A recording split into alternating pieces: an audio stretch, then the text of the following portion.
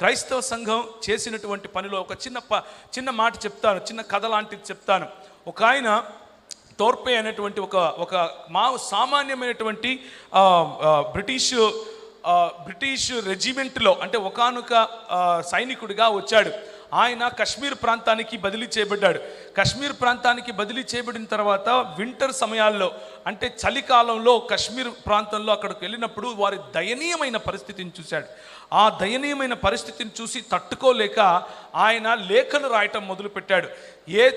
ఆయన ఏమి మిషనరీ కాదు, ఆయనేమి ఏ దేశాల నుంచో నువ్వు మత మార్పిడి కోసం పో అని చెప్పలేదు, ఆయనకెవరు ఫండింగ్ ఇచ్చి పంపలేదు. సాధారణమైనటువంటి నా లాంటి ఉద్యోగి, నా లాంటి సాధారణమైనటువంటి దేవుని యొక్క భక్తుడు, కానీ భక్తుడు మాత్రమే కాదు, శిష్యుడు. మీరు లోకములోనికి వెళ్ళి సర్వసృష్టికి సువార్త ప్రకటించి జనులను శిష్యులనుగా చేయుడి అన్న మాటను సీరియస్గా తీసుకున్నాడు.